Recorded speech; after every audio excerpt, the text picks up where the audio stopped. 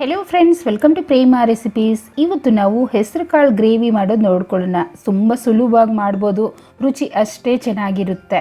ಮಾಡೋ ವಿಧಾನ: 200 ಗ್ರಾಮಷ್ಟು ಹೆಸರು ಕಾಳನ್ನು ನೀಟಾಗಿ 2 ಸಲ ನಾನು ನೀರಲ್ಲಿ ವಾಶ್ ಮಾಡಿ ಇಟ್ಕೊಂಡಿದ್ದೀನಿ. ಇದನ್ನು ನೆನೆಸಿಟ್ಟಿಲ್ಲ, ಬರೀ ವಾಶ್ ಮಾಡಿಟ್ಟಿದ್ದೀನಿ. ಈಗ ಈ ಹೆಸರು ಕಾಳನ್ನು ಕುಕ್ಕರಲ್ಲಿ ಸೇರಿಸಿ ಬೇಯಿಸ್ಕೊಳ್ಳೋಣ.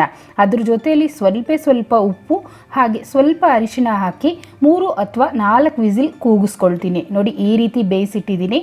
ತುಂಬ ಕಾಳು ಹಾಗೇನೂ ಇಲ್ಲ, ಹಾಗಂತ ತುಂಬಾ ಮೆತ್ತಗಾಗಿಲ್ಲ, ಕರೆಕ್ಟಾಗಿ ಬೆಂದಿದೆ ಅಲ್ವಾ. ಓಕೆ, ಇದನ್ನು ಪಕ್ಕದಲ್ಲಿಟ್ಟು ನಾವು ಒಗ್ಗರಣೆನೂ ಹಾಕ್ಕೊಳ್ಳೋಣ. ಕಡಾಯಿ ಬಿಸಿ ಮಾಡಿ 1 ಸ್ಪೂನಷ್ಟು ಎಣ್ಣೆ ಹಾಕ್ತಿದ್ದೀನಿ. ಎಣ್ಣೆ ಬಿಸಿ ಆಗಿದ್ದೇನೆ 2 ಕಡ್ಡಿಯಷ್ಟು ಕರಿಬೇವನ್ನು ಹಾಕ್ಕೊಳ್ತೀನಿ. ನೀವು ಇಷ್ಟಪಡೋದಾದರೆ ಸ್ವಲ್ಪ ಸಾಸಿವೆ ಹಾಕ್ಕೊಳ್ಳೋಂಗಿದ್ರು ಹಾಕ್ಕೊಳ್ಬೋದು. ಹಾಗೆ 2 ಹಸಿಮೆಣಸಿನ್ಕಾಯಿ ಹಾಗೆ 1 ಬ್ಯಾಡಗೆ ಮೆಣಸಿನ್ಕಾಯಿ ಸೇರಿಸ್ತಿದ್ದೀನಿ. ಹಸಿಮೆಣಸಿನ್ಕಾಯಿ ಆಪ್ಷನಲ್, ಬೇಕು ಅಂದರೆ ಹಾಕ್ಕೊಳ್ಳಿ, ಬೇಡ ಅಂದರೆ ಸ್ಕಿಪ್ ಮಾಡ್ಬೋದು. ಇದು ಪೂರ್ತಿ ಮಿಕ್ಸ್ ಮಾಡಿದ ನಂತರ 2 ಈರುಳ್ಳಿನ ಮೀಡಿಯಮ್ ಸೈಜಲ್ಲಿ ಕಟ್ ಮಾಡಿ ಹಾಕ್ತಾಯಿದ್ದೀನಿ. ಈರುಳ್ಳಿ ಇಷ್ಟಪಡೋರಾದರೆ ಇನ್ನೂ ಸ್ವಲ್ಪ ಹೆಚ್ಚಿಗೆನೂ ಹಾಕ್ಕೊಳ್ಳಿ. ನೋಡಿ, ಈ ಈರುಳ್ಳಿ ಪೂರ್ತಿಯಾಗಿ ಮೆತ್ತಗಾಗಬೇಕು. ಈ ಜಾಗದಲ್ಲಿ ನೀವು ಶುಂಠಿ ಬೆಳ್ಳುಳ್ಳಿ ಪೇಸ್ಟ್ ಹಾಕ್ಕೊಳ್ಳೋಂಗಿದ್ರು ಹಾಕ್ಕೊಳ್ಳಿ. ನೋಡಿದ್ರಲ್ಲ, ಈ ರೀತಿ ಮೆತ್ತಗಾಯಿತು. ಈಗ 2 ಟೊಮೊಟೊನ ಸ್ವಲ್ಪ ದೊಡ್ಡ ಸೈಜಲ್ಲಿ ಕಟ್ ಮಾಡಿ ಹಾಕ್ತಾ ಇದ್ದೀನಿ. ಈ ಟೊಮೊಟೊ ಹಸಿ ವಾಸನೆ ಹೋದರೆ ಸಾಕು, ತುಂಬ ಮೆತ್ತಗಾಗಬೇಕು ಅಂತ ಏನೂ ಇಲ್ಲ. ಏಕೆಂದರೆ ನಾವು ಮತ್ತೆ ಹೆಸರು ಕಾಳು ಜೊತೆನೂ ಈ ಟೊಮೊಟೊನ ಬೇಯಿಸ್ಕೊಳ್ತೀವಿ, ಅದರಿಂದ ಸ್ವಲ್ಪ ಮಿಕ್ಸ್ ಮಾಡ್ಕೊಳ್ಳಿ. ನೋಡಿ, ಈಗ ಖಾರಕ್ಕೆ 2 ಸ್ಪೂನಷ್ಟು ಬೇಳೆ ಸಾರಿಗೆ ಹಾಕೋವಂಥ ಸಾಂಬಾರು ಪುಡಿನ ಸೇರಿಸ್ತಾ ಇದ್ದೀನಿ. ನಿಮ್ಮ ಖಾರ ನೋಡ್ಕೊಂಡು ನಿಮ್ಗೆ ಎಷ್ಟು ಬೇಕೋ ನೀವು ಅಷ್ಟು ಹಾಕ್ಕೊಳ್ಬೋದು. ಹೆಸರು ಕಾಳು ಸ್ವಲ್ಪ ಸಪ್ಪೆ ಇರುತ್ತಲ್ವ, ಅದರಿಂದ ನಾನು 2 ಸ್ಪೂನಷ್ಟು ಹಾಕ್ಕೊಳ್ತಿದ್ದೀನಿ. ಬೇರೆ ಏನು ಪುಡಿಗಳನ್ನು ಹಾಕ್ತಿಲ್ಲ, ಬರೀ ಸಾಂಬಾರು ಪುಡಿ ಮಾತ್ರ ಹಾಕಿ ನಾನು ಮಿಕ್ಸ್ ಮಾಡ್ತಿದ್ದೀನಿ. ನಂತರ ಇದರಲ್ಲೇ ನಾವು ಬೇಯಿಸಿಟ್ಟಿರೋ ಅಂಥ ಹೆಸರು ಕಾಳನ್ನು ಸೇರಿಸ್ಕೊಳ್ಳೋಣ. ಹಾಗೆಯೇ 1 ಕಪ್ಪಷ್ಟು ಕಾಯಿ ತುರಿನ ನಾನು ಗ್ರೈಂಡ್ ಮಾಡಿ ಆ ಪೇಸ್ಟನ್ನು ಸೇರಿಸ್ಕೊಳ್ತಿದ್ದೀನಿ.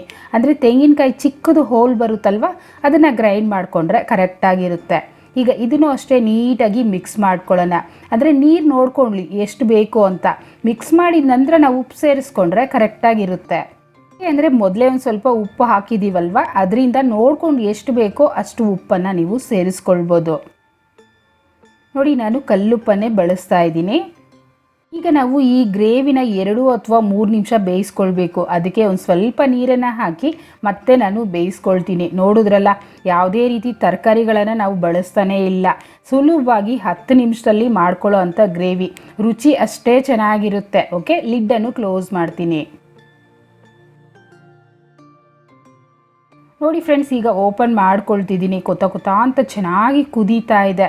ಈಗ ನಾವು ಮಿಕ್ಸ್ ಮಾಡಿ ನೋಡೋಣ. ತಲ ಹಿಡಿದ್ಬಿಡುತ್ತೆ, ಅದರಿಂದ ಸೆಂಟ್ರಲ್ಲಿ ಆಗಾಗ ನೀವು ಮಿಕ್ಸ್ ಮಾಡ್ಕೊಳ್ತಾ ಇರಬೇಕು. ಈ ಜಾಗದಲ್ಲಿ ಒಂದು ಚಿಕ್ಕ ಗೋಲಿ ಗಾತ್ರದಷ್ಟು ಹುಣಸೆ ಹಣ್ಣನ್ನು ನೆನೆಸಿಟ್ಟು ಅದ್ರ ರಸನ ಹಾಕ್ಕೊಳ್ತಿದ್ದೀನಿ. ಹುಳಿ ನೋಡ್ಕೊಂಡು ಹಾಕ್ಕೊಳ್ಳಿ, ಹೆಚ್ಚಿಗೆ ಹಾಕ್ಬಿಟ್ರು ನಮಗೆ ಅಷ್ಟು ಚೆನ್ನಾಗಿ ಅನಿಸೋದಿಲ್ಲ. ಅದರಿಂದ ನೋಡಿಕೊಂಡು ಸೇರಿಸ್ಕೊಳ್ಳಿ. ಇನ್ನೂ ಬೇಕು ಅಂದರೂ ನೀವು ನೀರನ್ನು ಸೇರಿಸ್ಕೊಳ್ಬೋದು. ಏಕೆಂದರೆ ಹೆಸರು ಕಾಳು ತುಂಬ ಬೇಗ ಗಟ್ಟಿಯಾಗುತ್ತೆ. ಅಂದರೆ ನಮಗೆ ಈ ಗ್ರೇವಿ ತಣ್ಣಗಾದ ನಂತರ ತುಂಬ ಬೇಗ ಗಟ್ಟಿಯಾಗುತ್ತೆ. ಅದರಿಂದ ಲಿಡ್ ಕ್ಲೋಸ್ ಮಾಡಿ ಮತ್ತೆ 1 ನಿಮಿಷ ಬೇಯಿಸ್ತೀನಿ. ಓಕೆ ಫ್ರೆಂಡ್ಸ್, ಫೈನಲಿ ನಮಗೆ ಹೆಸರು ಕಾಳು ಗ್ರೇವಿ ಅಂತೂ ರೆಡಿ ಆಗೋಯ್ತು. ಘಮನೂ ತುಂಬ ಚೆನ್ನಾಗಿ ಬರ್ತಾ ಇದೆ. ನಾನು ಸ್ಟೌವನ್ನು ಆಫ್ ಮಾಡ್ಕೊಂಡಿದ್ದೀನಿ. ಇದರಲ್ಲಿ ಸ್ವಲ್ಪ ಕೊತ್ತಂಬರಿ ಸೊಪ್ಪನ್ನು ಹಾಕಿ ಮಿಕ್ಸ್ ಮಾಡ್ಕೊಳ್ತೀನಿ. ನೀವು ಇಷ್ಟಪಡೋದಾದರೆ ತುಪ್ಪ 1 ಅಥವಾ 2 ಟೇಬಲ್ ಸ್ಪೂನ್ ಹಾಕ್ಕೊಂಡ್ರೆ ಇನ್ನೂ ರುಚಿಯಾಗಿರುತ್ತೆ. ನಾನು ರೈಸ್ ಮೇಲೆ ತುಪ್ಪ ಹಾಕ್ಕೊಳ್ತೀನಿ, ಅದರಿಂದ ಇದರಲ್ಲಿ ನಾನು ಸೇರಿಸಿಲ್ಲ. ಓಕೆ, ಇಷ್ಟ ಆಯಿತಾ? ಹಾಗಿದ್ರೆ ಖಂಡಿತ ಟ್ರೈ ಮಾಡಿ ನೋಡಿ, ಹೇಗೆ ಬಂತು ಅಂತ ಕಮೆಂಟ್ ಮಾಡಿ. ಲೈಕ್ ಮಾಡಿ, ಶೇರ್ ಮಾಡಿ. ಚಾನೆಲ್ನ ಸಬ್ಸ್ಕ್ರೈಬ್ ಮಾಡಲಿಲ್ಲ ಅಂದರೆ ಮೊದಲನೇದಾಗಿ ಸಬ್ಸ್ಕ್ರೈಬ್ ಮಾಡ್ಕೊಳ್ಳಿ. Thank you.